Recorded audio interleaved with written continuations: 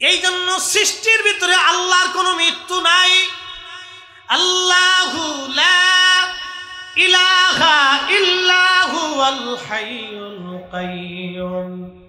কোরআন বলতেছে, আল্লাহ বলতেছেন হাবিব উম্মতকে জানান, আমি সেই রব, আমি চিরঞ্জীব চিরস্থায়ী, আমি আল্লাহ শুরু নাই শেষও নাই, আমি আল্লাহর উত্তর আর দক্ষিণ পূর্ব পশ্চিম, আমি আল্লাহর কোনো দৈর্ঘ্য প্রস্থ ব্যাস ব্যাসার্ধ কিছু নাই, আমি আল্লাহ অসীম, আমি আল্লাহর কোনো সীমানা নাই। একবার জোরে বলা যাবে কি সুবহানাল্লাহ? অ্যাটেনশন, খুব মনোযোগের সাথে কথাগুলি শুনবেন। আমি খুব ইম্পর্টেন্ট কথা বলার চেষ্টা করব আপনাদেরকে নিয়ে। এই যে হায়াত এবং মৌত, আগে বলছি 100 বছর আগে কেউ আজকে নাই, 100 বছর পরে আমরা কেউ থাকবো না। এই সামান্য জীবন আল্লাহ দিলেন, করণীয় কি, কাজ কি, আমাদের কি কাজ? যে বেটা আমাদের দেশে 36,000 কোটি টাকা চুরি করে নিয়ে গেল, ধরে এই বেটা 36,000 কোটি সারা জীবন খেয়ে শেষ করতে পারবে? তার ছেলে মেয়েরা পারবে? পারবে না, কিন্তু নিয়ে গেছে। বিরাট দরবেশ, সর্বনাশ। কারি করে দরবেশ? তার চুল সাদা, দাড়ি সাদা, পাঞ্জাবি সাদা, টুপি সাদা, আবার আমি সহিহ হাদিস আর কিছু মানি না। কত বড় সহিহ হাদিস মানলে বলা? 36,000 কোটি, পদ্মা সেতুর খরচা হয়েছে 32,000 কোটি, আর এক বেটা লয়ে গেছে 36,000 কোটি। তাহলে এই জীবনের কি প্রয়োজন বলুন? কি জীবনে আছে, কি সুখ আছে জীবনে, কি শান্তি হলো? এখন যদি তার কবর দেওয়া হয়, আমার মনে হয় অনেক মানুষ তার কবরে যায় পেশাব করবে। ঠিক আসতে বলেন, জোরে বলেন। তাহলে এই জীবনের কি প্রয়োজন আছে? অনেক মানুষ কবরে জুতা নিক্ষেপ করবে, তাহলে এই জীবনের কি প্রয়োজন আছে? এই ছোট্ট জীবন, করণীয় কি? ছোট্ট জীবনে আমাদের কাজ কি? অনেকেই ভাবতেছে হয়তো আমি 1000 কোটি টাকার মালিক হব, 1000 কোটি টাকার মালিক হয়ে যাব, কিন্তু না। মালিক আপনি হলেন, ছেলেটা মদ পাই হলো। মালিক আপনি হলেন, ছেলেটা নেশাখোর হলো। মালিক আপনি হলেন, মেয়েটা বদ চরিত্রবান হলো। 1000 কোটি টাকার মালিক হয়ে কোন জীবনেও শান্তি পাইলেন না, না পাইলেন দুনিয়া, না পাইলেন কবর, না পাইলেন হাসর। এমন জীবন করিও গঠন, হাসিবে তুমি কাঁদিবে ভুবন। এমন জীবন করিও গঠন, হাসিবে তুমি কাঁদিবে ভুবন। এই 17 বছর ধরে একজন ক্ষমতায় রইল, মুহূর্তের ভিতরে মানুষ তারা আন্দোলন করে পাঠাই দিল। কিন্তু শাহজালাল 850 বছর ধরে বাংলার মসনদে এখনো বসে আছে। কোন সেনাবাহিনী লাগে নাই, মন্ত্রী পরিষদ লাগে নাই, কোটি কোটি মুসলমান তার জিয়ারতে যায়। কথা বলেন ঠিক কিনা? এজন্য ওলিরা দুনিয়ার মসনদের লোভী হয় না, ওলিরা হয় রাসূলুল্লাহর আদর্শের মসনদের লোভী, ওলিরা হয় নবীর কদমের গোলামের লোভী। কথা বলেন ঠিক না? এজন্য আমরা সুন্নিরা নবী নবী করি, আমাদেরকে মানুষ বেদাতি কয়, পাগল কয়, আমরা বেদাতি। একজন মানুষের প্রত্যেক দিন লাগে 1 কেজি চাল, ধরেন 1 কেজি কি খাই শেষ করতে পারে? একজনে পারে না। হাফ কেজি চাল লাগে, তাহলে 365 দিনে কয় কেজি লাগে? অর্ধেক লাগে, 150 কেজি। 150 কেজি, 200 কেজি চাল প্রত্যেক বছরে লাগে। 200 কেজি চাল হলে প্রত্যেক বছরে চলে যায়, তাহলে 200 কেজি করে 60 বছর হিসাব দেন কত মন চাল লাগে। এত মন চাল হলে একজন মানুষের জীবন পার হয়ে যায়। হয় আপনার 100 মন চালে একজন মানুষের জীবন পার হয়ে যায়, তো 100 মন চালের দাম কত হয়? তারপরেও মানুষ চিন্তা করে মানুষের মাথা কেমনে কাটবো, চুরি কেমনে করব, এই রক্ত চুষে কেমনে খাবো। বলেন, যারা 1000 কোটি টাকা নিয়ে চলে গেল, ওরা আমাদের সবার টাকা নিছে। কি আওয়ামী লীগ, কি বিএনপি, কি জাতীয় পার্টি, কি জামাত, কি সুন্নি, কি হিন্দু, কি বৌদ্ধ, কি খ্রিস্টান, 18 কোটি মানুষের টাকা চুরি করছে। 18 কোটি সবার টাকা নিছে। ওর বাপের টাকাও নিছে, ওর ছেলের টাকাও নিছে, ওর স্ত্রীর টাকাও নিছে, ওর বাড়ি যে কামলা খাটে তার টাকা নিয়ে গেছে। আপনি হিসাব পুষে দেখেন, ও কাউরে ছাড় দেয়। তার মানে গরিব মানুষের টাকা চুরি করে তারা আমাদের রাষ্ট্রের কেউ না, আমাদের সমাজের কেউ না, ও আমাদের সবার দুশমন। কথা ক্লিয়ার না ভেজাল আছে? আমি কারো বিরুদ্ধে বলার জন্য আসিনি, বুঝার জন্য আসছি বাবাজি। এগুলো আমাদের বুঝার দরকার, আমাদের শিখার দরকার। আগামীতে আমরা ভালো মানুষ নির্বাচিত করতে চাই। কি মানুষ? ভালো মানুষ, ভালো ব্যক্তিত্ব আমরা নির্বাচিত করব, তাদেরকে আমাদের কাছে রাখবো। আপনারা আমাদের আবার একটা বদ চরিত্র আছে, পয়সা না দিলে ভোট দেন। ভালো মানুষকে নিজের পক্ষ থেকে পয়সা খরচা করে হলো তাকে নির্বাচিত করতে হবে। মনে রাখবেন, সে 100 কোটি টাকা আপনার পিছনে খরচা করিয়া 100 কোটি টাকা খরচা করে সে চুরি করবে 1000 কোটি, আর আরেকজনে খরচা করবে না 1 কোটি, কিন্তু সে আপনাকে দিয়ে যাবে 1000 কোটি। তাহলে অর্থ হলো কি? আমরা নির্বাচনে আগামীতে টাকা খাইয়া কারো ভোট দিব না, আমরা ভালো মানুষ দেখে ভোট দিব। কথা কোন ঠিক কিনা? এগুলো আমাদের আমানত, আমাদের দায়িত্ব। বলে হুজুর আপনি হঠাৎ করে নির্বাচনের ওয়াজ শুরু করলেন কেন? নির্বাচন তো বহু দেরি আছে। কিন্তু এইগুলি না করলে এতদিন আমরা বলতে পারিনি, এতদিন আমরা বলতে পারিনি। একবার আমি এক জায়গায় ওয়াজ করছি পুলিশের বিরুদ্ধে, পরের দিন সকালবেলা 8টার সময় আমার ফোন দিয়ে আপনি জঙ্গিবাদীর মামলায় ফাঁসে গেছে। পুলিশে এসপি সাহেব ফোন দিছে আমার ফরিদপুরের, আমার চেয়ারম্যানের কাছে। চেয়ারম্যান সাহেব ফোন দিয়ে হুজুর আমি তো জানি আপনি কি সন্ত্রাস না জঙ্গি, আপনি তো আমাদের ইউনিয়নের গর্ব, কিন্তু কি বিপদ, আপনি কি ওয়াজ করছিলেন? আমি বললাম ঘুষ আর দুর্নীতির বিরুদ্ধে ওয়াজ করছিলাম। কার এই ওয়াজ করেন না, সরাসরি হিট করেন না, আংশিক আংশিক মাইরে। এগুলো কিয়ামতের আলামত। হ্যাঁ, আমি সেদিন চিন্তা করলাম সর্বনাশ, আমরা কোথায় আছি, কোথায় বাস করতেছি। ঠিক বাঙালি জাতি যদিও ধৈর্যশীল, কিন্তু ধৈর্য একবার হারা হয়ে গেলে বুঝা গেল এ আর রক্ষা নাই। কথা কর না, ঠিক কিনা? আমাদের একটা গুণ কি জানেন? বন্যা হয়েছে। কি হয়েছে? বন্যায় যারা ত্রাণ দিতে গেছে, এখানে কি আমরা দল দেখছি? সুন্নি, খারিজি, রাফিজি, শিয়া, হিন্দু, বৌদ্ধ, খ্রিস্টান, মুসলমান, আমরা কিন্তু এগুলো দেখিনি। আমরা দেখছি মানুষ যেই পানির ভিতরে টাইনে উঠে লইছি, আবার সবাই পীর মাশেক, উলামা, হুদালা, সব দলের আলেমরা মিলে একসাথে, এবং সাধারণ ব্যক্তি, সাধারণ সংগঠন, যুবকরা, বৃদ্ধরা, মেয়েরা, ছেলেরা, ছোট ছোট কলেজ, স্কুল, ছোট ছোট বাচ্চারা পর্যন্ত টাকা কালেকশন করে তারপরে ত্রাণ দেওয়ার জন্য মানুষের কাছে ত্রাণ পাঠাইছে। তার অর্থ হচ্ছে আমরা কিন্তু ত্রাণ দেওয়ার সময় বলি নাই বেটা তুমি কি মিলাদ পড়োনি, যদি মিলাদ পড়ো তাই ত্রাণ দিতাম না। আবার জিজ্ঞেস নেই তুমি কি মিলাদ পড়োনি, যদি না পড়ো তা দিতাম না। এগুলি জিজ্ঞাসা হয় নাই। আমরা বিপদকালে বাংলার মানুষ এক এবং অভিন্ন। কথা বলেন ঠিক না? দেশের সাথে আমরা কি এক? জোরে বলেন, দেশের জন্য আমরা কি? দেশের জন্য আমরা কি? দেশের জন্য আমরা কি? এক। দেশের স্বার্থে আমরা এক। যদিও আমার মসজিদে মিলাদ হবে, আর এক মসজিদে হয় না, ওই মসজিদে যে হামলা করে জোর করে মিলাদ পড়ানোর দরকার নাই তো। কি কথা কর নাকি? রসুলের ভালোবাসার জন্য দলিল লাগে না। কিছু ব্যক্তি আছে অন্তর থেকেই এমনিতেই দলিল এসে যায়। আপনি এদেশে ইয়া নবী সালামু আলাইকে বলে দাঁড়াবেন, 100 মানুষের ভিতরে 95 জন দাঁড়াবে। কতজন? 95 জন এদেশে মিলাদের সময় ইয়া নবী সালামু আলাইকে বলে দাঁড়াবেন, 95 জন দাঁড়ায় যাবে। আপনি রসুলের শান গাবেন, 100 মানুষের ভিতরে 99 জন মানুষ ওই শান শোনার জন্য পাগল হয়ে বসে থাকবে। এর অর্থ হচ্ছে রসুলের মহব্বত প্রত্যেক উম্মতের কলিজার ভিতরে।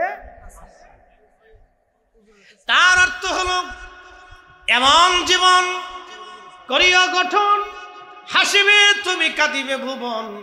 হাজার হাজার কোটি টাকার মালিক হয়ে লাভ নাই, যদি মানুষ দুয়াই না করলো ওই টাকার 4 পয়সা মূল্য নাই। কথা কোন ঠিক কিনা?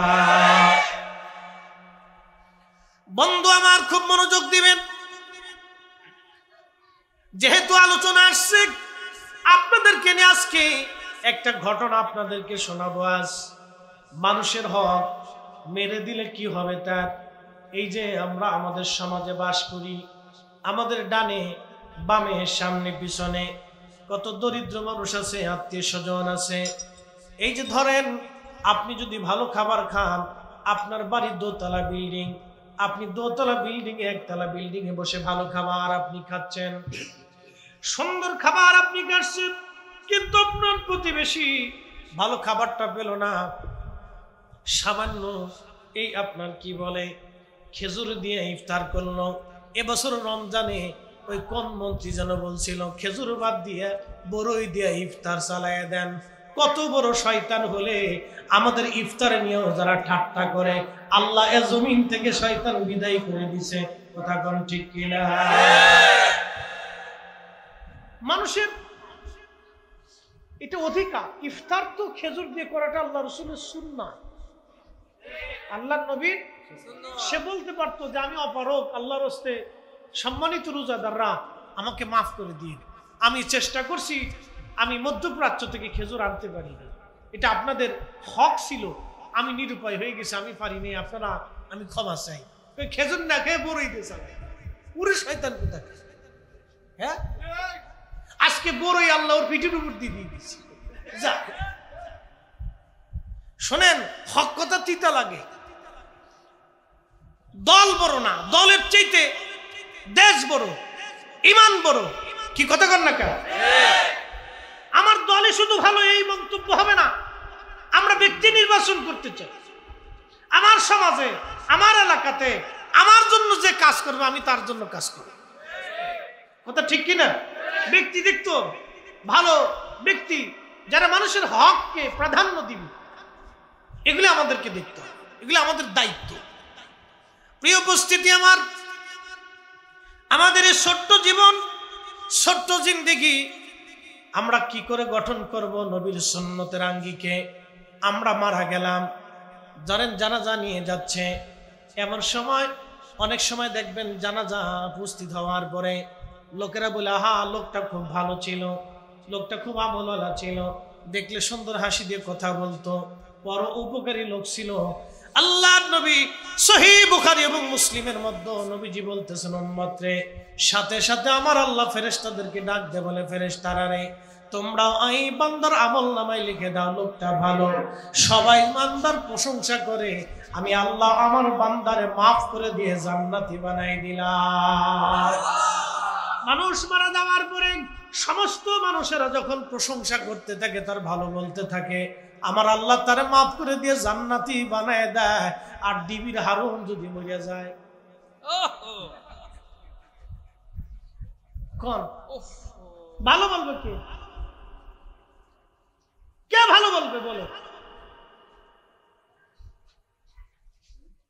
আমার এই ক্যামেরা ছাড়া আমার এক ভাই, সে বলতেছে রাত্রি বসে বসে সে ভিডিও এডিট করতেছে, পুলিশে তারা ধরে নিয়ে গেছে, তুই সরকার বিরোধী কাজ করিস।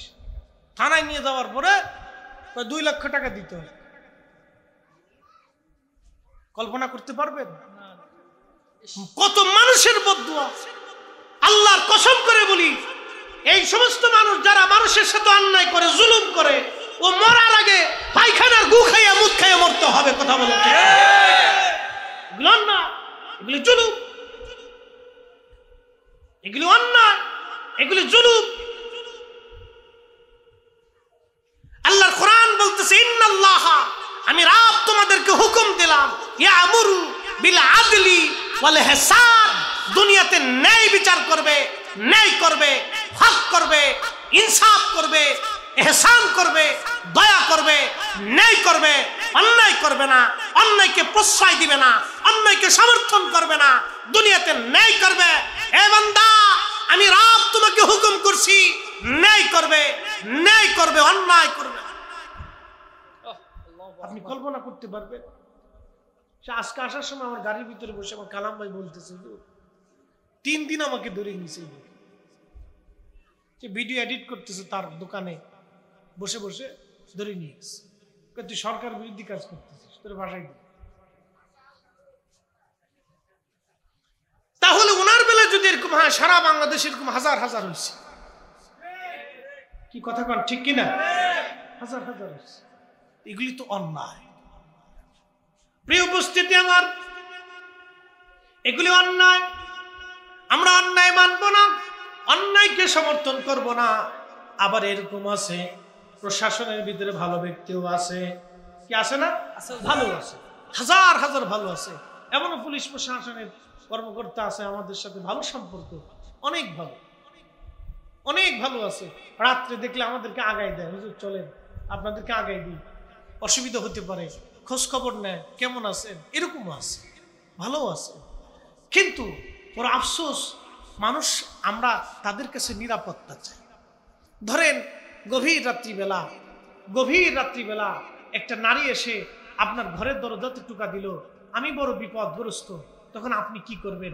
তাকে আশ্রয় দিবেন না তার দিকে কুদৃষ্টি দিবেন? যদি আপনি কুদৃষ্টি দেন, আল্লাহি বিল্লাহি ও তাল্লাহি, আল্লাহর আসমান কেঁপে উঠবে। সে কঠিন বিপদের মুহূর্তে আপনার কাছে আশ্রয় চেয়েছিল, আর আপনি তো আশ্রয় দেন নাই, বরং আপনি তার সাথে অন্যায় করেছেন। আল্লাহি বিল্লাহি তাল্লাহি, এই কঠিন সিচুয়েশনটা আপনার উপরে তো আসবেই, আপনার সন্তানের উপরে আসবে। এই জন্য আল্লাহ জুলুমকে কখনোই সমর্থন করে নাই। জুলুমকে আল্লাহ ধ্বংস করেছে। জুলুমকে ধ্বংস করার জন্য আল্লাহর নবী পৃথিবীতে এসেছেন। জুলুমকে ধ্বংস করার জন্য সাহাবায়ে কেরাম রক্ত দিয়েছেন। জুলুমকে ধ্বংস করার জন্য শাহজালাল ইয়ামানি মুজাররিদি তলোয়ার হাতে এসে এই জমিনে দ্বীন কায়েম করে জুলুমকে বিদায় করেছে। কথা বলেন ঠিক না?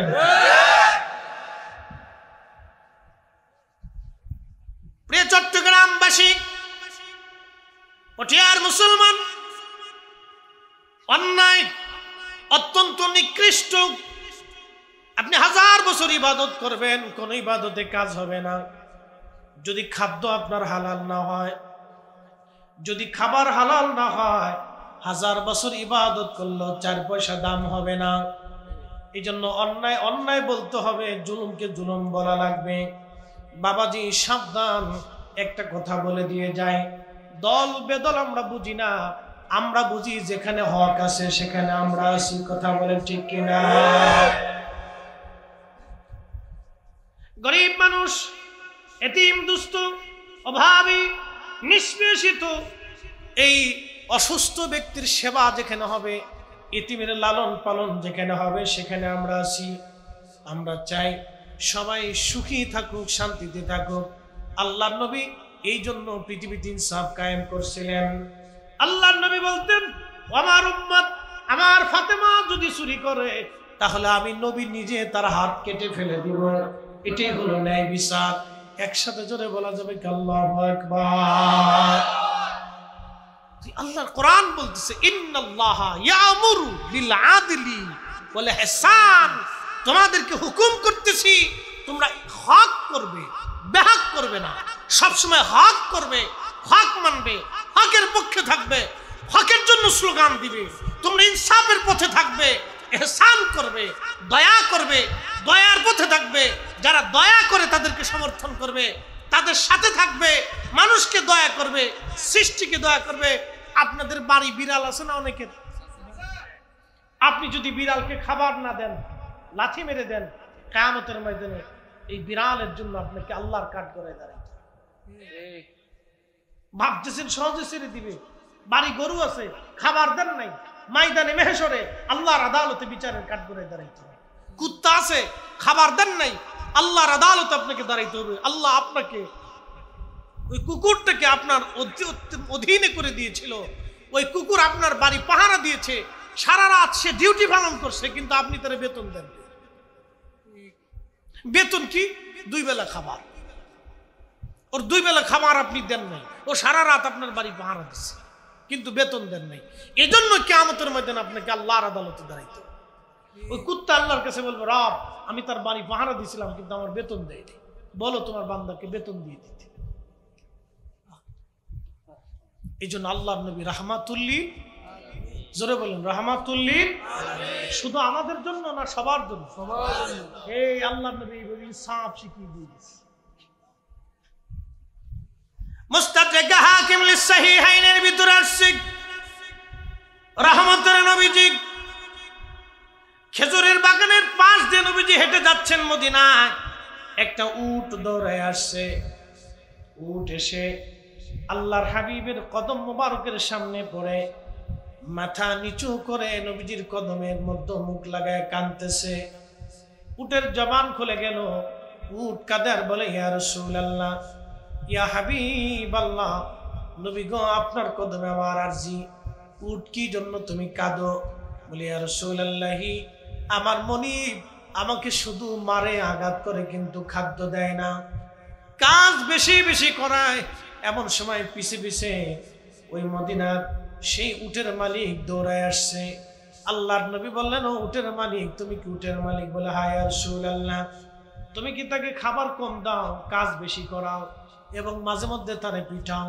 বলে, ইয়া রাসূলুল্লাহ, কি করে আপনি জানলেন? বলে, উট এসে তোমার বিরুদ্ধে আমার কাছে অভিযোগ পেশ করেছে।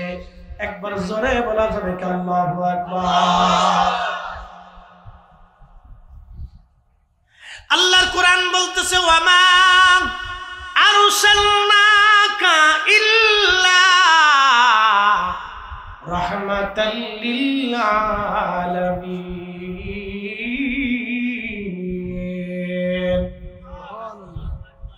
হুজুর, আপনাকে পাঠাইছি ইল্লা হরফে ইসতিসনা, গুরুত্ব প্রদান করার জন্য।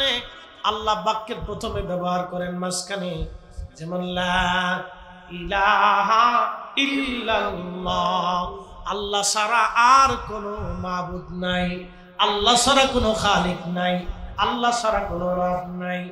ইল্লাল্লাহ, আল্লাহ ছাড়া, ইল্লাহ শব্দ দিয়ে আল্লাহ, আল্লাহ ছাড়া যে আর কোনো মাবুদ নাই, এটাকে গুরুত্ব প্রদান করছেন। আল্লাহ পাক তাকিদ দিয়েছেন।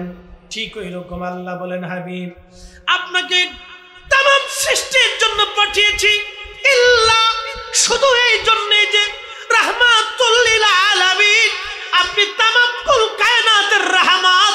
একবার জোরে বলা যাবে কি ইয়া রাসূলুল্লাহ? কোরআন যদি বুঝেন তাহলে নবী চিনতে পারবেন নবী কি জিনিস। অনেকে আল্লাহ রাসূলের শান বুঝে না, বোঝার চেষ্টা করে না, কিন্তু কোরআন এতই চমৎকার করে আল্লাহ বুঝিয়ে দিলেন, হাবিব আপনি তামাম কুল কায়নাতের জন্য রহমত।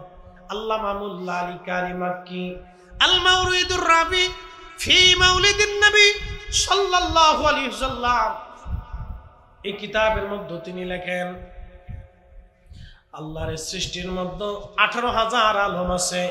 একটা দুইটা আলম না, 18,000 আলম। আলম তো বুঝতেছেন আপনারা, বুঝাই। দুনিয়া একটা আলম, কবর একটা আলম, মায়ের পেটের ভিতরে একটা আলম, রুহের জগৎ একটা আলম, হাসরের মাঠ একটা আলম, জান্নাত একটা আলম। এরকম যতগুলি জগৎ আছে সব জগৎকে আলম বলা হয়।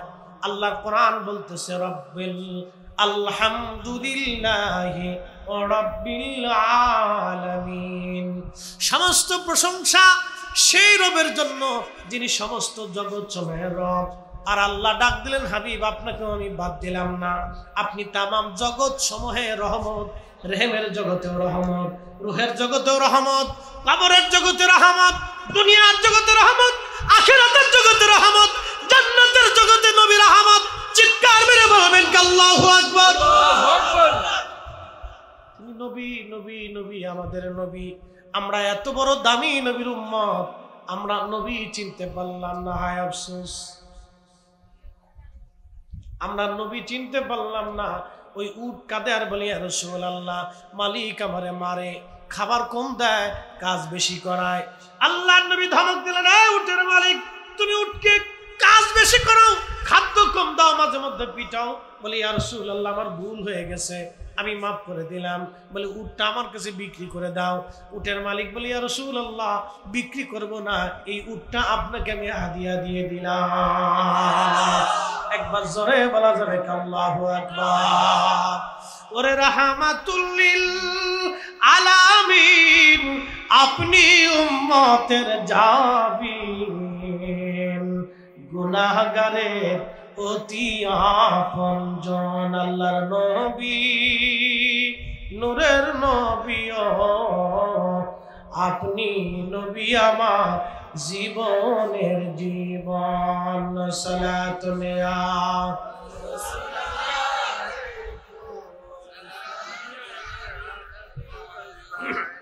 সালাতুন ইয়া রাসূলুল্লাহ সালামুন ইয়া হাবিবাল্লাহ আলাইকুম। বন্ধুগণ আমার, আসেন, আমাকে বলা হয়েছে হুজুর একটু পিতামাতা সম্পর্কে আলোচনা করার জন্য আমি এদিকে চলে যাব, কিন্তু আপনাদেরকে বুঝাই। তাহলে দুনিয়ার ছোট্ট জীবন, আমাদের কাজ কি? এক নাম্বার কাজ হলো আল্লাহর আইন মেনে চলা, আল্লাহর নবীর কদমের গোলামি করা। কথা কোন ঠিক কিনা? এমন জীবন করিয়া গঠন, হাসিবে তুমি কাঁদিবে ভুবন। কোটি কোটি হাজার হাজার কোটি টাকার মালিক হয়ে লাভ নাই। আপনার একটা সন্তান, তাকে মানুষের মতো মানুষ বানান। আপনার একটা সন্তান, তাকে আদবওয়ালা বানান।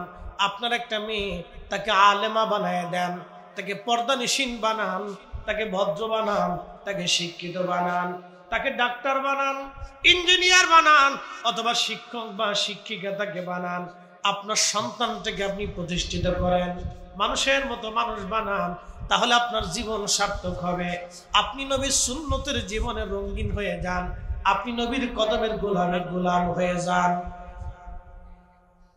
যদি হতে পারে এটাই জীবনের সার্থকতা, নইলে জিন্দেগির 4 পয়সাও দাম নাই, 4 পয়সাও দাম নাই, 4 পয়সাও এই জীবনের দাম নাই, 4 পয়সাও জীবনের দাম নাই। বাড়িতে বৃদ্ধ মা খেদমত করতে থাকেন, বৃদ্ধ বাবা যা কিছু ভালো খাইতে মন চায় বাবাটারে খাওয়ান। রিজিক কি আমাদের হাতে না আল্লাহর হাতে? বৃদ্ধ বাবা মা যদি থাকে, ভালো কিছু যা খাইতে মন চায় বাবা মারে খাওয়ান। অনেক সময় বাবা মার ভালো কিছু খাইতে মন চায়, কিন্তু হয়তো আপনি চিন্তা করেন এখন যদি এত খরচা করি সামনে আরো কিছু আছে, নাই চিন্তা করতে হবে না। আব্বা আম্মার যদি ভালো কিছু খাইতে মন চায় আপনি খাওয়ান। বলে হুজুর কেন খাওয়াবো? আমি আপনার একটু বুঝাইতেছি কেন খাওয়াবেন। আপনাদের দেশে মুরগি আছে না নাই? মুরগি পালেন, অনেকে পালে। মুরগির দেখেন 10টা বাচ্চা হলো, ডিমের বাচ্চা হয়েছে। মুরগির পেট থেকে বাচ্চা বের হয় নাই, ডিম এসেছে, ডিম থেকে বাচ্চা ফুটলো। মুরগি কিন্তু বাচ্চারা দুধ পান করায় না। ওই মুরগিটা বাচ্চাদেরকে নিয়ে জঙ্গলের মধ্যে যাইয়া পা লড়ায় লড়ায়, ময়লা আবর্জনা ছিটায় ছিটায় বাচ্চাদেরকে ঠুকায় ঠুকায় মুরগি বাচ্চাদেরকে খাওয়ায়। যদি ওই বাচ্চা ধরার জন্য কোনো চিল আসে অথবা কাক আসে বাচ্চা ধরার জন্য, তখন দেখবেন ওই মুরগিটা ওই চিলের সাথে বা কাকের সাথে মারামারি করে বাচ্চাটাকে বাঁচানোর জন্য। মুরগি একটা ডাক দেয়, ডাকের সাথে সাথে সব বাচ্চাগুলি মায়ের পাখনার নিচে চলে আসে। মুরগিটা তার পাখনাটা দিয়ে বাচ্চাদেরকে ঢেকে ধরে দাঁড়ায়। জীবন উপেক্ষা করে একটা মুরগি তার বাচ্চাদেরকে বাঁচায়, এটার নাম হলো মা। যেই মা আপনাকে ওইভাবে আগলে ধরে আপনাকে সারা জীবন বাঁচানোর চেষ্টা করলো, ওই মা ভালো খাইতে মন চায়, আপনি খাওয়াইলেন না, আপনি না খাওয়াইয়া টাকা জমা করে রাখলেন। আপনার মতো ব্যর্থ সন্তান আল্লাহর আসমানের নিচে আর কেউ হতে পারে না। কথা বলেন ঠিক কিনা? শুনে বুঝে যাবেন ওয়াজ কেন। আবার বলছি 100 বছর আগে যারা ছিল আজকে কেউ নেই। 100 বছর পরে আমরা আর কেউ থাকবো না। জমিন থাকবে, মাহফিল থাকবে, ওয়াজ থাকবে, কোরআন থাকবে, নামাজ হবে, আজান হবে, কিন্তু আমরা কেউ নেই। তাহলে মাঝখানে ছোট্ট জীবনে আমাদের কাজ কি? আহসানু আমালা, ভালো কাজ, ভালো কাজ, ভালো কাজ, খুঁটে খুঁটে দেখে দেখে দেখে দেখে নবীর রঙে রঙিন হয়ে ভালো কাজগুলি করেন, ভালো কাজগুলি করেন, অমর হয়ে থাকবেন। ভালো কাজ করেন, অমর হয়ে থাকবেন। আমাদের কাজই হচ্ছে ভালো কাজ। প্রিয় উপস্থিতি আমার, খুবই মনোযোগের সাথে কথাগুলি শুনবেন। আল্লাহ রাব্বুল আলামিন কোরআন শরীফে আমাদেরকে বললেন, আমার বান্দারা আল্লাযী খালাকাল মাউতা ওয়াল হায়াতা লিয়াবলুয়াকুম, তোমাদের হায়াত ও মওতের মাঝখানে আমি আল্লাহ তোমাদেরকে পরীক্ষা করব। পরীক্ষা চলতেছে আমাদের জীবনে। কি পরীক্ষা চলতেছে? আইয়ুকুম আহসানু আমালা, কে ভালো আমল করো আমি আল্লাহ সেটা দেখব, কে ভালো আমল করো আমি আল্লাহ সেটা দেখব, কে ভালো আমল করো আমি আল্লাহ সেটা দেখব। ভালো আমল। আপনাদেরকে একটা প্রশ্ন করি, জবাব দিবেন। কেউ যদি শুয়োরের গোশত খেয়ে নামাজে দাঁড়ায়, নামাজ হবে? একসাথে বলে না, না হয় না, আরো জোরে বল। যদি কাবা শরীফে দাঁড়ায়, মাকাম ইব্রাহিমে দাঁড়ায়, মসজিদে নববীর ভিতরে যাও দাঁড়ায়, নামাজ হবে? কারণ কি? ভিতরে নামা, ভিতরে নামা। দরবেশের টাকা চুরি করলো 36,000 কোটি। প্রত্যেক রমজানে 7 দিন দিয়ে ইতিকাফ করতো মক্কা। লাভ কি? হবে না। 7 দিনে প্রত্যেক মক্কাতে রমজানে 7 দিন মক্কা ইতিকাফ করে আসছে। 10 দিন হেরেমে ইতিকাফ করতো, মসজিদে নববীতে ইতিকাফে বসতো। বলে কি ফায়দা আছে? মেহেশরের কঠিন মাঠে 18 কোটি মানুষের মামলার আসামি সে। দুনিয়া তো আসামি আছে, দুনিয়াতে বিচার যদি নাও হয়, ধরেন হইল না, বিচার পাইলাম না, কিন্তু হাসরের মাঠে বিচার করনে বলা মালিকের আদালতে 18 কোটি মানুষ, হিন্দু মুসলমান বৌদ্ধ খ্রিস্টানে একসাথে মামলা করবে। আল্লাহ তার কাছে পাওনা পাইতাম। গরিব বলবে রব আমার সেই এই মাসের চাউলের টাকা নিয়ে গেছে, ওই অন্ধ বলবে রব আমার ভাতার টাকা নিয়ে গেছে, ওই গরিব অসুস্থ লোক বলবে রব আমার অসুস্থতার চিকিৎসার বরাদ্দ আসছিল সে নিয়ে চলে গেছে, ওই সরকারি ওষুধ আসছিল তারা চুরি করে বেঁচে করে আমার এই ওষুধটা খেতে দেয়নি। আল্লাহ আমার ওই কষ্টের ভিতরে আমি যন্ত্রণা ভোগ করে কত রাত অসুস্থ হয়ে ভুগছি। আল্লাহ আমার বান্দা আমার এই পাওনাটা তুমি রব আজকে বিচার দিলাম, আমরা বুঝেই দিতে পারো। বলেন কোটি বছর ইবাদত করলে কি লাভ হবে? কোনো লাভ নাই। এই জন্য যে জীবনটা করলে আখিরাতের নাজাত হবে সেই জীবনটাই করা দরকার। কিন্তু বড় দুর্ভাগ্য কি আমাদের জানেন, এরা জীবনে ওয়াজ দেয়ও না, ওয়াজ শুনেও না, ওয়াজে তারা বসেও না। ওয়াজ যারা দেয় তারা হলো মধ্যবিত্ত নিম্নবিত্ত, তারা শুনে তারা মধ্যবিত্ত নিম্নবিত্ত। আরো কিছু লোক যেমন চেয়ারম্যান সাহেবের মতো কিছু মানুষ যারা সহজ সরল ও বুঝে সুঝে না, এই আমার মতো বলো, তারাই মাহফিলে এসে বসে। কি কথা কন না কে? ভালো মানুষের দেশে বলদ হইছে। আপনি চুরি করবেন না, ডাকাতি করবেন না, শেষরামি করবেন না, কোনো কিছুতে নাই। দেখবেন লোক সাদা সিধে মতো চলেন, নামাজ কালাম পড়েন, কারো ধমক টমক দেন না, গালি গালাজ পারেন না, মানসিক লোক আসলে বলো বলো কি কর কে বলো। আর সিটারি বাট্টারি করবেন কেন?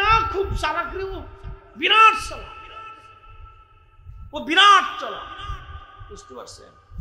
দোষ আমাদেরও আছে, আমরা ভালোকে ভালো বলতে পারতেছি না। এই অ্যাটিটিউড মাইন্ডেড আমাদের নষ্ট হয়ে গেছে বাবা। এই জন্য আমাদেরকে ভালোকে ভালো বলতে হবে। আপনি আমেরিকাতে যান তো, অর্ধ উলঙ্গ মেয়ে হাফ প্যান্ট পরে রাস্তায় হাঁটতেছে, আপনি তাকে দিয়ে চুরি করাইতে পারবেন না। আমেরিকাতে যান তো, ইউনিভার্সিটির মেয়ে হাফ প্যান্ট পরে ইউনিভার্সিটিতে ক্লাস করতে আসছে, জিন্সের প্যান্ট পরে আসছে মেয়ে, ইসরায়েলের বিরুদ্ধে ফিলিস্তিনের পক্ষে তারা মিছিল দিতেছে। দেখেন কারণ কি? মানবতার জন্য। ওরা এই মানুষ মেরে ফেলতেছে, এটা অন্যায়। ওদের মতো অর্ধ উলঙ্গ মানুষ ওরা বলতেছে এটা অন্যায়, এটা অন্যায়। যেটা আমাদের প্রত্যেকটা মুসলমানের করা উচিত ছিল সেটা আজকে আমেরিকার খ্রিস্টানরা করলো। যেটা আমাদের সৌদি আরবের বাদশার করার কথা ছিল সেটা আজকে ব্রাজিল করতেছে। সেটা ব্রাজিলের প্রেসিডেন্ট করলো, সেটা কিউবার প্রেসিডেন্ট, ইকুয়েডরের প্রেসিডেন্ট ইসরায়েলের সাথে সম্পর্ক ছিন্ন করলো। যেটা করার কথা ছিল আরব আমিরাতের, সেটা করতেছে আজকে খ্রিস্টানেরা। কাফেরের দেশের মানুষ আজকে ইসরায়েলের সাথে সম্পর্ক ছিন্ন করলো, অথচ আমরা মুসলমান তার সাথে সম্পর্ক ছিন্ন করতে পারি না। এই কথা ঠিক না? আমি হজে যাই দেখি কোকা কোলা সৌদি আরবের মানুষ অধার সে মানে ঢকুর ঢকুর গিলি গিলি খাচ্ছে। আমার সামনে এনে দিচ্ছে, আমি কি আমাকে কোকা কোলা দিলেন না বিষ দিলেন? আমি মরে যাবো না খেয়ে, তো এটা খাবো না। সৌদি আরবের মানুষ এটা ঢক ঢক করে দিলে খায়, ও খাইতে পারে, কিন্তু আমি বাঙালি বেহুশ না, আমি মুসলমান, জন্ম নিয়েছি চোখের সামনে ফিলিস্তিনের নিরীহ মানুষ, কত হাজার হাজার হাজার হাজার সন্তান আজকে এতিম হয়ে গেছে, পরিবার সহ নিশ্চিহ্ন হয়ে গেছে, চোখ নাই, হাত নাই, পা নাই। এই দৃশ্য দেখার পরেও আমি কোকা কোলা খাবো? আমাকে গুলি করো তো কোকা কোলা খাওয়া যাবে না, আমি বিষ খাবো তো কোকা কোলা খেতে পারবো না। কথা বলেন ঠিক না? হতেই পারে, খাচ্ছি। বুঝতে পারছেন আমরা অনেক সমস্যার ভিতরে এসেছি। উপায় কি? উপায় আমাদের, আমরা যতটুকু মেনে চলতে পারি, যতটুকু মেনে চলতে পারি, এছাড়া আমাদের কিয়ামতের ময়দানে বলতে পারবো, আল্লাহ আমি ফিলিস্তিনের পক্ষে ইসরায়েলের বিরুদ্ধে গুলি করতে পারি, কিন্তু তার পণ্যটা আমি বয়কট করছি। আল্লাহ আমি তার জন্য দোয়া করছি, চোখের পানি ফেলছি, আল্লাহ আমি মাহফিলে তার জন্য স্লোগান দিয়েছি। আল্লাহ কিয়ামতের ময়দানে এই হকের জন্য আল্লাহ আমাদেরকে মাফ করে দিতে পারে। কথা বলেন ঠিক কিনা? প্রিয় উপস্থিতি আমার, পটিয়ার মুসলমান খুব মনোযোগ দিয়ে শুনবেন। আজকে একটা ঘটনা শোনাবো আপনাদেরকে। যারা বাবা মাকে শ্রদ্ধা কম করেন, মহাব্বত কম করেন, শুনে যাবেন আজ, মনে রেখে যাবেন এই ওয়াজ, সারা জীবনের জন্য এই ঘটনাটা মনে রাখবেন। বিশ্ববিখ্যাত ইমাম আবুল ফারাজ ইবনুল জৌজি, ওনার একটা কিতাব আছে উমরুল হিকায়াত। এই কিতাবের মধ্যে তিনি একটা ঘটনা লিখতেছেন। বিশ্ববিখ্যাত আল্লাহর একজন ওলি ছিলেন, তার নাম হযরত মালিক ইবনে দিনার আল ইরাকি আল বসরি রাহমাতুল্লাহি আলাইহি। হযরত মালিক ইবনে দিনার তিনি প্রত্যেক বছরে মক্কায় হজ করার জন্য ইরাকের বসরা থেকে আসতেন। এক বছর তিনি হজে আসলেন, হজ শেষ করলেন। হজ শেষ করার পরে আল্লাহর দরবারে দোয়া করলেন, আল্লাহ আপনি দয়া করে আমাকে জানান কার হজ হলো কার হজ হলো না, আপনি দয়া করে আমাকে একটু জানান আল্লাহ। উনি দোয়া করলেন, কান্নাকাটি করলেন, আল্লাহ এত মানুষ হজে আসলো কিন্তু দোয়া কবুল হলো কি হলো না জানা নাই। মনে রাখবেন হজের প্রথম দিন শুরু হয় আরাফাতের মাঠ দিয়ে। প্রথমে আপনি মিনাতে যাবেন, ওখান থেকে আপনি আরাফায় রওনা দিবেন। আরাফার ময়দানে হাজী যখন রব্বুল আলামিনের দরবারে হাত তুলে কান্দে, আমার আল্লাহ সাথে সাথে হাজীর জীবনের গুনাহ আল্লাহ মাফ করে দেয়। না হয় না, আর জোরে বলেন সুবহানাল্লাহ। শুধু গুনাহ মাফ হয় না, আরাফাতের মাঠে দোয়া কবুলিয়তের জায়গা। এখানে হাজী যখন কান্না করে আল্লাহ দোয়া কবুল করে নেয়। এই জন্য আরাফাতের ময়দানে যখন হাজিরা দোয়া শুরু হয়, কান্নার রোল পড়ে যায়, হাজিরা চিৎকার মেরে মেরে কান্না করতে থাকে। জীবনের সব অপরাধ সামনে নিয়ে কান্না করে, আল্লাহ ভুল হয়ে গেছে। আরাফাতের মাঠে হাজী কান্না করে, বেশি পরিমাণে হাজির কান্নাটা আরাফাতের মাঠে হয়। আরাফাতের মাঠের দোয়া কখনো ফেরত আসে না। হযরত মালিক ইবনে দিনার দোয়া করলেন, রব লক্ষ লক্ষ হাজী তো হজ করলো, কিন্তু কার হজ কবুল হলো আজকে তো জানা নাই। আল্লাহ আপনি দয়া করে বলে দেন কার হজ কবুল হলো, কার হজ কবুল হলো না, আল্লাহ বলে দেন। আল্লাহ রাব্বুল আলামিন রাত্রিবেলা হযরত মালিক ইবনে দিনারকে স্বপ্ন দেখাইলেন, মালিক রে সবার হজ আমি আল্লাহ কবুল করেছি, সবার জীবনের গুনাহ আমি আল্লাহ মাফ করে দিয়েছি, কিন্তু একজন মানুষের দোয়া এবং একজন মানুষের হজ আমি আল্লাহ কবুল করি নাই, এবং একজন মানুষকে আমি আল্লাহ ক্ষমা করি নাই। লক্ষ লক্ষ মানুষকে আমি মাফ করছি, কিন্তু একজনকে মাফ করি। তো মালিক ইবনে দিনার ইরাকি বসরি খুব চিন্তায় পড়ে গেছে যে ওই একটা লোক যদি আমি হই তাহলে আমার জীবন বরবাদ হয়ে গেছে। ওলিরা তো সবসময় আল্লাহকে খুশি করার জন্য নিয়োজিত থাকতেন। একসাথে বলবেন আল্লাহু আকবার। ওলিরা কাকে সন্তুষ্ট করতেন? আল্লাহকে এবং তার রাসূল।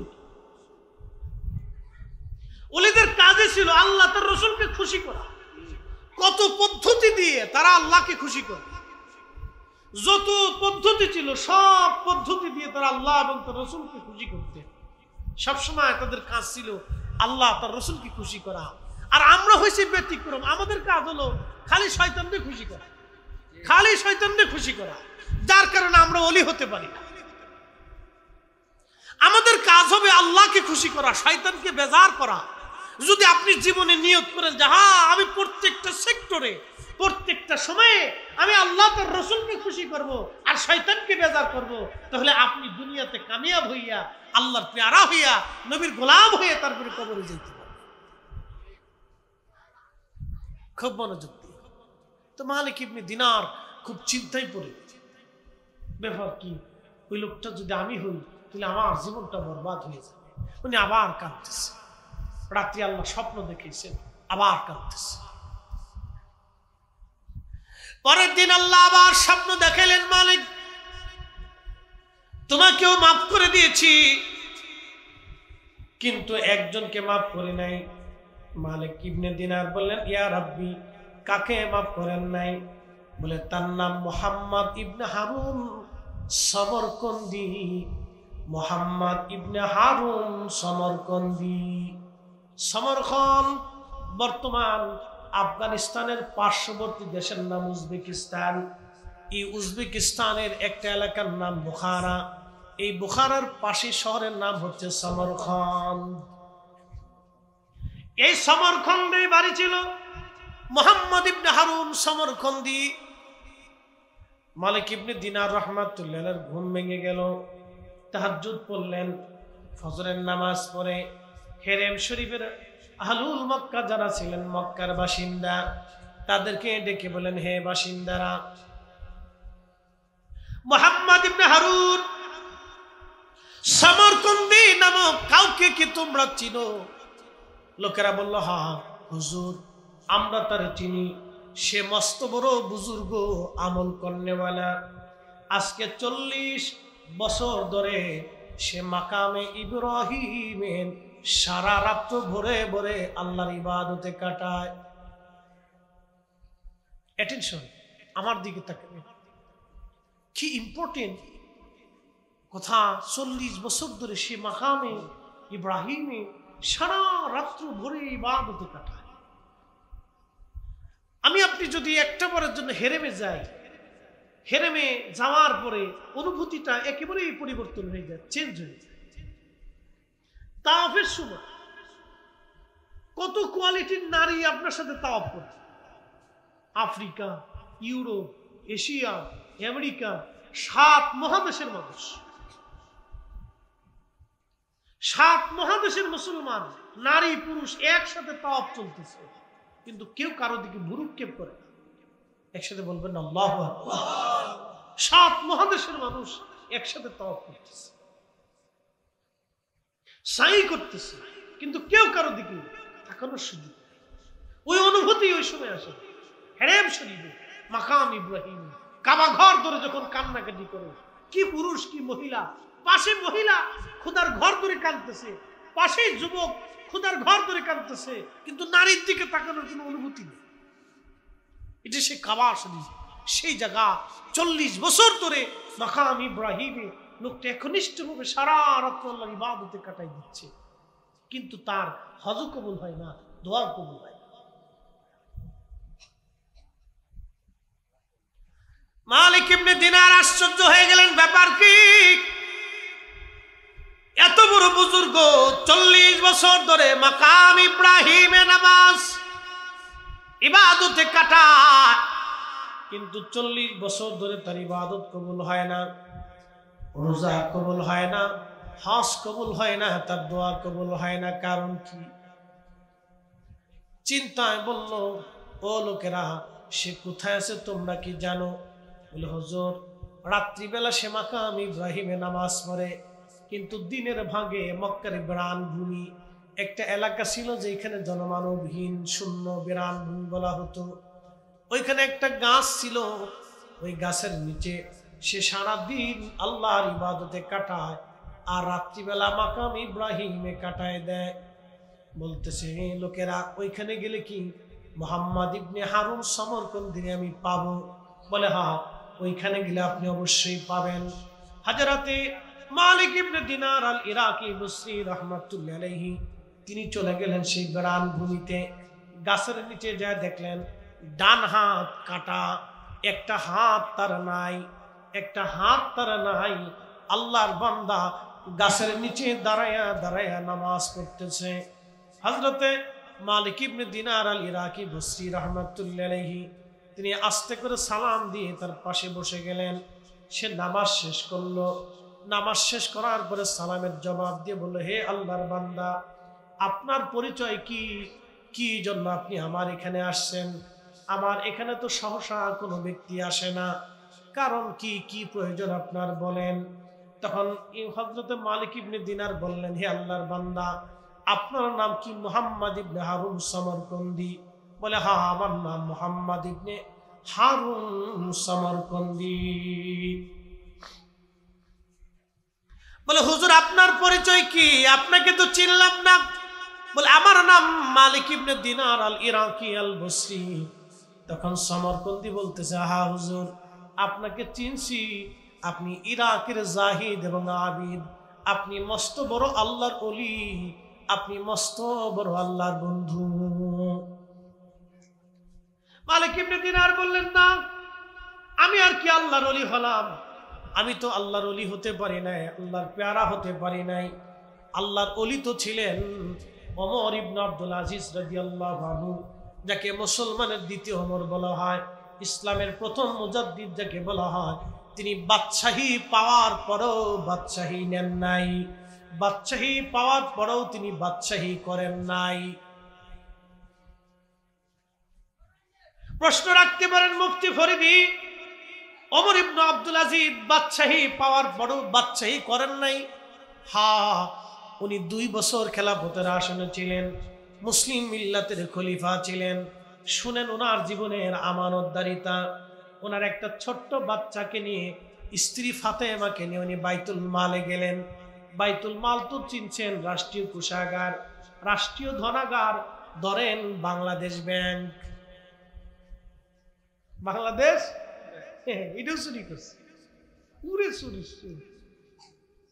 আর সর্বনাশ। আল্লাহ রাসূল বললেন, ও আমার উম্মত, তোমরা শুনে রাখো, কিয়ামতের আলামতের সুগরা হলো যখন সরকারি কর্মচারী কর্মকর্তারা সরকারি সম্পদকে নিজের মতো ব্যবহার করবে, জনগণের জিনিস জনগণকে না দিয়ে নিজেদের কাজে ব্যবহার করবে। বুঝবা এটা কিয়ামতের আলামত, কিয়ামত ঘনায় গেছে। আর কিয়ামত বেশি দেরি নাই, এখন সেগুলি দেখা যায় বাস্তবে তার প্রমাণ। কথা বলেন ঠিক কিনা? আমার দিকে তাকান, কষ্ট হচ্ছে? 10 মিনিট আর চলুক ইনশাল্লাহ, না কষ্ট হইতেছে? কেবল 12:30 আপ প্রায় 40, 12টা 40, একটা বাজে না এখন। চলুক আর একটু ইনশাল্লাহ, নাকি বলেন? চলবে? তাহলে একসাথে বলেন তো, আল্লাহু আকবার, নারে তাকবীর, নারে রিসালাত। বসে স্ত্রীকে নিয়ে বাইতুল মালে গেছে। তো খেজুর আছে, আপেল আছে, কমলা আছে, গম আছে, জব আছে, এরকম অনেক কিছু বাইতুল মালে রাষ্ট্রীয় কোষাগারে জমা হয়েছে। তো না, ছোট্ট ছেলেটা দৌড়াইয়া, অ্যাটেনশন আমার দিকে দেখেন, ছোট্ট ছেলেটা দৌড়াইয়া বাইতুল মালের একটা আপেল ধরে মুখের মধ্যে দিয়ে দিচ্ছে। বাচ্চা ও ফল পাইছে, নিয়ে মুখের মধ্যে দিয়ে কামড় দিয়ে খাওয়া শুরু করছে। হযরত মালিক ইবনে হযরত ওমর ইবনে আব্দুল আজিজ রাদিয়াল্লাহু আনহু তিনি আস্তে করে যে বাচ্চার হাত চেপে ধরলেন। বাচ্চার হাত চেপে ধরার পরে হাত থেকে আপেলটা ছিনিয়ে নিলেন। বাচ্চার মুখটা চেপে ধরে আঙ্গুল ঢুকাই দিয়া মুখের ভিতর থেকে বাকি আপেলের টুকরা বের করে নিয়ে আসলেন। বাচ্চাটা কান্না শুরু করলো। স্ত্রী ফাতেমা দৌড়ে এসে বাচ্চাকে কোলে নিলেন। স্বামীকে বললেন, স্বামী আমার, এতটুকুন বাচ্চাটা বুঝে নাই, একটা আপেলই নাই ও নিয়েছিল, মুখের মধ্যে যেটা দিয়েছিল আপনি খেতে দিলেন না কেন? বের করার কি প্রয়োজন ছিল? সামান্য একটু টুকরা। ওমর ইবনে আব্দুল আজিজ বললেন, বিবি, ওই টুকরাটা ওটা আমার না, এটা জনগণের টুকরা। একসাথে জোরে বলা যাবে আল্লাহু আকবার? না, হয় না। এরা মুসলিম, এরা রাসূলের আদর্শবান ছিলেন, এরা রাষ্ট্রপ্রধান ছিলেন। এইরকম রাষ্ট্রপ্রধান যখন আমাদের দেশে আসবে, আমাদের দেশের মানুষ নিশ্চিন্তে রাত্রিবেলা দরজা খুলে ঘুমাইতে পারবে। কথা বলেন ঠিক না? কল্পনা করতে পারবে রাষ্ট্রপ্রধান করে বলে। বলতেছি স্ত্রী, আমার এই ছোট্ট বাচ্চাটা মুখের ভিতরে যে আপেলের টুকরা দিছে, এটা আমার না, এটা রাষ্ট্রের। আমার বাচ্চা আজকে কষ্ট পেয়েছে, পাক, আমার বাচ্চা কষ্ট পেয়েছে, আমার কষ্ট লেগেছে, কিন্তু কিয়ামতের ময়দানে এই ছোট্ট আপেলের টুকরার জন্য আমি আল্লাহর আদালতে, রাষ্ট্রীয় মামলার ভিতরে পড়ে আল্লাহর আদালতে দাঁড়িয়ে থাকতে পারবো না। ওই কষ্টটা আমার ভয়ঙ্কর হবে। দুনিয়ার কষ্ট আমার সন্তান ব্যথা পাক, আমি ব্যথা পাই, এটা সহ্য করা যাবে, কিন্তু কিয়ামতের ময়দানে আল্লাহর সামনে এই মুখ নিয়ে দাঁড়াবো, এটা লজ্জা করবে, আসামি হয়ে যাব সেই দিন। এটা হতেই পারে না। একসাথে বলা যাবে সুবহানাল্লাহ। মুসলিমেরা, মুসলমান আর আমার দেশের মুসলমান মসজিদের টাকা পর্যন্ত চুরি করে নিয়েছে। আজকে এক মাহফিল কমিটির ফোন দিয়ে বললাম যে ভাইজান, মাহফিল তো অনেক দিন আগে ডেট নিছেন, কিছু পথ খরচা তো দেওয়া লাগে, এটা তো নিয়ম। তো বলতেছে হুজুর মনে কিছু নিয়েন না, মসজিদে চোরে ঢুকিয়ে সব বাক্স টাক্স নিয়ে টাকা চুরি করে নিয়ে গেছে। আমার মসজিদে প্রত্যেক জুমাতে, কোন জুমাতে 20,000ও আসে, 25,000ও আসে, 30,000ও আসে, প্রত্যেক জুমাতে উঠে কালেকশন, শুধু হ্যান্ড কালেকশন, হাতের যেটা আসে।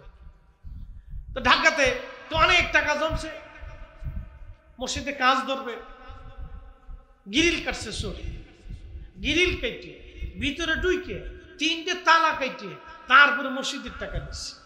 মুতুল্লি সাহেব বলতেছে হুজুর একটু দোয়া করেন আল্লাহ চোরের যাতে হেদায়েত দেয়। আমি বললাম কি চোরের চোর মুতুল্লি সাহেব, যে গিরিল কাটছে 3 তালা কেটে তারপরে মসজিদের টাকা যে চুরি চুরি করছে, আমার দোয়ায় কি আর এই টাকা ফেরত দিবি বেটা?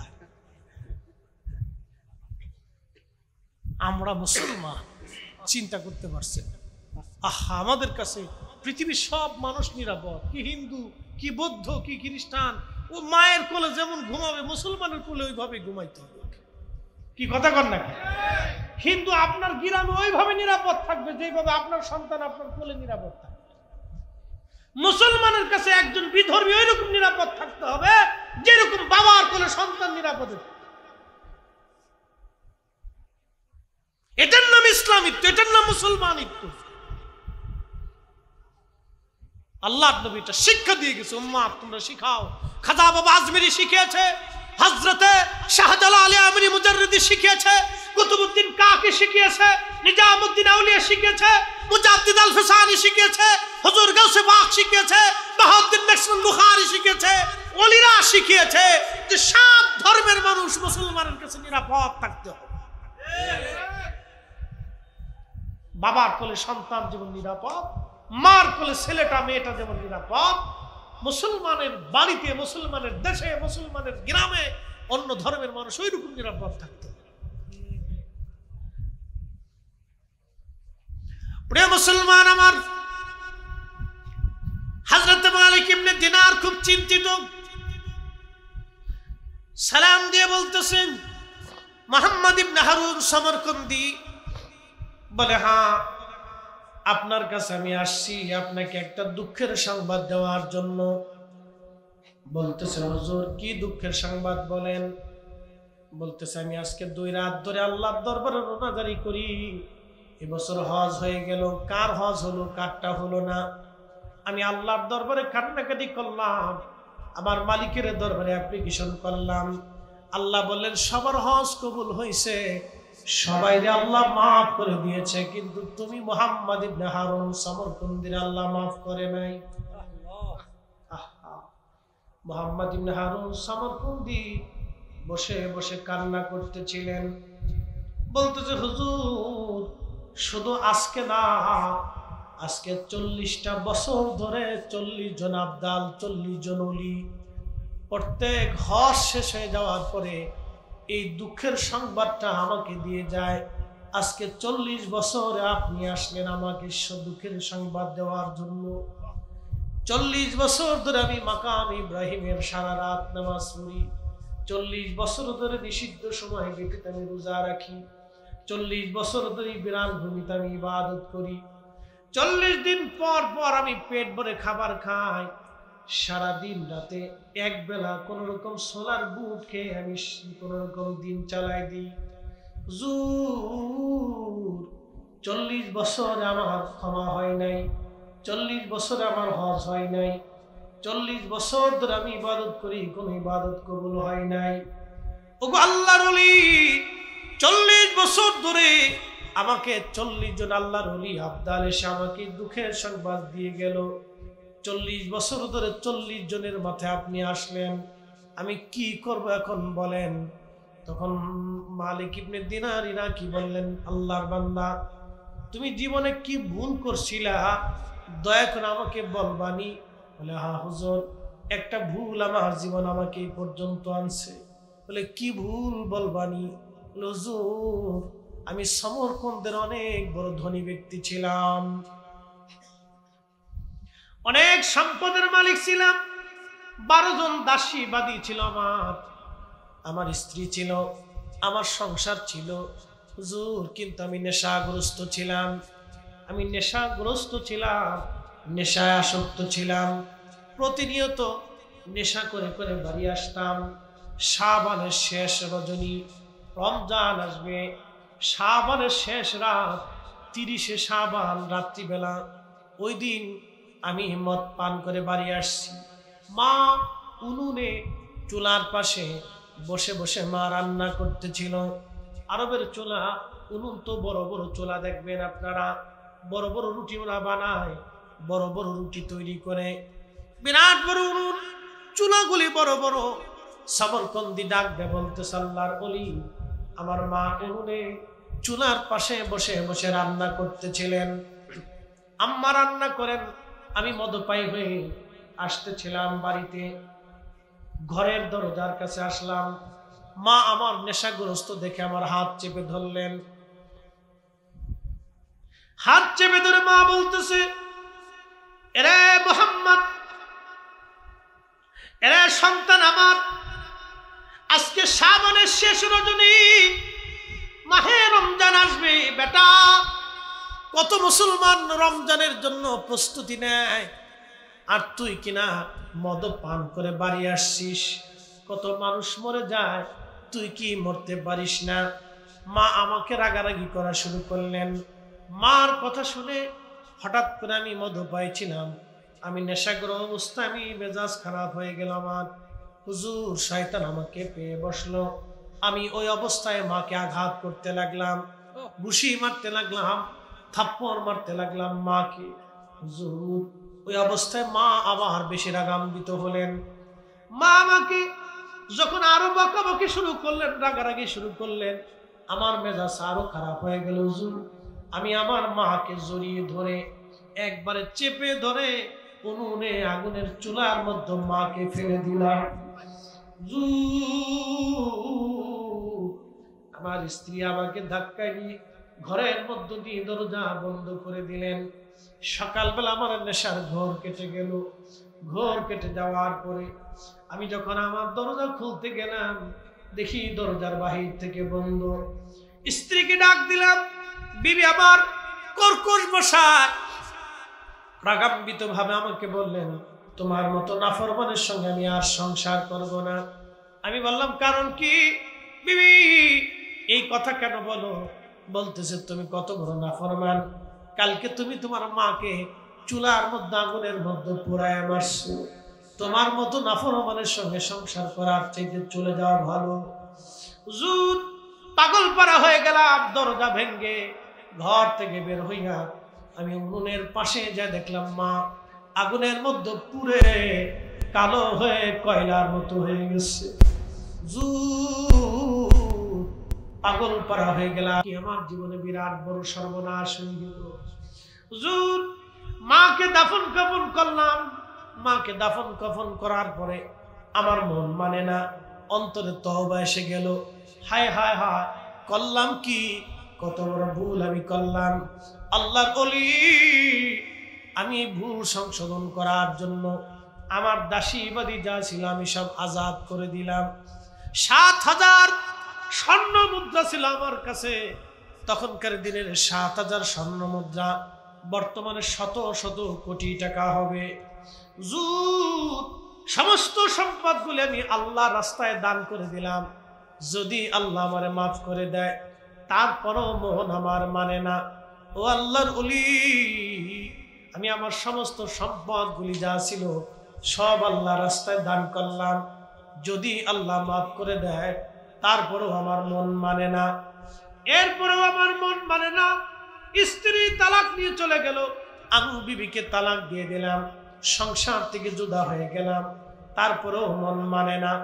এরপরে যেই হাত দিয়ে আমি আমার মাকে আঘাত করেছিলাম, আল্লাহ বলি তওবার জন্য ক্ষমার আশা আমি বাম হাত দিয়ে কোরাল দিয়ে কুবাইয়া কুবাইয়া আমার এই হাতটাকেও কেটে ফেললাম।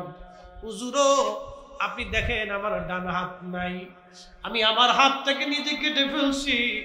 আল্লাহ বলি যদি আল্লাহ মাফ করে দেয়, তারপরও আমার মন মানে না। চলে আসছি সুদূর উজবেকিস্তানের সমরকন্দ থেকে মক্কাতুল মুকাররমায় আজকে 40 বছর ধরে মাকামে ইব্রাহিম সারা রাত নামাজ পড়ি, সারা রাত ইবাদত করি, আল্লাহর ঘর ধরে ধরে কান্না করি যদি আল্লাহ মাফ করে দেয়। সারাদিন রোজা রাখি, খোদার ইবাদতে কাটাই। 40 বছরে 40 বার হজ আমি করেছি। ওমরা হজ কতবার করেছি তার হিসাব নাই। যদি আল্লাহ মাফ করে দেয়, আল্লাহর ওলি 40 বছর ধরে 40 জন আব্দাল এসে আমার সংবাদ দিয়ে গেল, সবার মাফ হয় কিন্তু আমার ক্ষমা হয় না। সবার গুনাহ মাফ হয়, আমার গুনাহ ক্ষমা হয় না। সবার হজ হয় কিন্তু আমার হজ হয় না। আল্লাহর ওলি করব কি?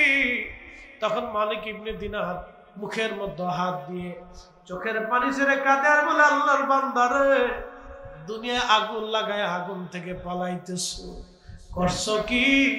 এত বড় সর্বনাশ কেউ কি নিজের জন্য করে? তোমার এই অপরাধকে ক্ষমা করবে বলো? কি করে তোমার জন্য কে সুপারিশ করবে বলো? আহা, করছো কি তুমি? তোমার ক্ষমা কি করে হয়? তোমার মাফ কি করে হয়? মালিক ইবনে দিনার এই কথা বলে চলে আসলেন। ঠিক তখনই সমরকন্দি আল্লাহর দরবারে হাত বাড়াইছে। কাকুতি মিনতির সাথে বলে, রব্বুল আলামিন, আল্লাহ, হে অসহায়ের সহায়, হে অনাশ্রয়ের আশ্রয় দানকারী, হে অপরাধীর ক্ষমা করনেওয়ালা আল্লাহ, আমি তোমার বান্দা 40 বছর ধরে আজকে কাঁদতেছি। আল্লাহ, আল্লাহ আমার অপরাধের জন্য 40 বছর ধরে ক্ষমা চাই। মালিক, তোমার দরজা থেকে তুমি যদি শূন্য ফিরাও, এই সমরকন্দি কোন দরজায় যাবে? আল্লাহ, মাফ যদি না করো, তোমার বান্দা কোথায় যাবে গো আল্লাহ? তুমি ক্ষমা না করলে তোমার বান্দার যাওয়ার জায়গা নাই, আমার দ্বিতীয় জায়গা হাত তোলার জায়গা নাই, ক্ষমা পাওয়ার জায়গা নাই। আল্লাহ, আমি 40 বছর ধরে কাঁদি, আপনি দয়া করে আমারে মাফ করে দেন আল্লাহ। এইভাবে সে অন্যায় বিনয় করে কাঁদতেছিল। রাত্রিবেলা মালিক ইবনে দিনার ঘুমিয়ে আছে, স্বপ্ন দেখতেছে রাহমাতুল লিল আলামিন আমার পেয়ারা নবীজি মালিক ইবনে দিনারের সঙ্গে স্বপ্নে নবীজি দেখা দিয়েছে। ডাক দিয়ে বলতেছে, মালিক, আল্লাহর বান্দারে ক্ষমা হবে না? কে তোমাকে ক্ষমা থেকে মাহরুম করার অধিকার তোমাকে কে দিয়েছে? এই যে আমাদের দেশে যারা দোয়া মানে না, দোয়া করতে চায় না, দোয়া থেকে মুসলমানদেরকে যারা সরায়, এরা হলো আজাজিল। ওরা বুঝে না, ওরা নিজেরা ধ্বংস হচ্ছে, আরো 10 জন মুসলমানকে ওরা ধ্বংস করে দিতেছে। কথা বলে ঠিক কিনা? বুঝে না, ও নিজে ধ্বংস হচ্ছে, ও আরো 10 জনকে ধ্বংস করে দিচ্ছে। আল্লাহর নবী এসে ধমক দিলেন, মালিক, তোমাকে কে অধিকার দিয়েছে খোদার ক্ষমা থেকে মুসলমানকে জুদা করা? তুমি কেন বলছো তার ক্ষমা হবে না?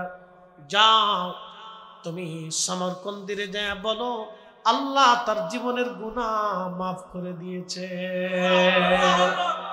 আহা, জোরে বলেন আল্লাহু আকবার। কত বছর পরে ক্ষমা হলো? 40 বছর পরে ক্ষমা হলো। আমার দেশের কত ছেলে মাকে আঘাত করে, মাকে গালি দেয়, বাবার ধমক দেয়, বাবারে গালি দেয়। আহা, না না না, জীবনের বড় সর্বনাশ হয়ে যাবে। কোটি বছর যদি ইবাদত হয়, বাবা মা যদি বেজার থাকে রে, ওই ইবাদত 4 পয়সাও কাজে লাগবে না। সমরকন্দের মতো 40 বছর মাকামে ইব্রাহিমে নামাজ পড়ার মতো সুযোগ আমাদের আর নাই। সমরকন্দির মতো 40 বছরে হজ করার মতো সামর্থ্য এখন আর বর্তমানে নাই। যুবকরে, যদি তকদির ঘুরাইতে চাও, বাবা মার খেদমত তুমি করো। যুবকরে, যদি ভাগ্য ঘুরাইতে চাও, দুনিয়াতে 3টা জিনিস তুমি পেতে চাও। বলে হুজুর কি? 1 নম্বরে হায়াত, 2 নম্বরে ইজ্জত, 3 নম্বরে দৌলত। 1 নম্বরে হায়াত, 2 নম্বরে ইজ্জত, 3 নম্বরে দৌলত। ও যুবতী বোনেরা, ও যুবক ভাইয়েরা, ও বাবাজিরা, আজকে শুনে যাবেন।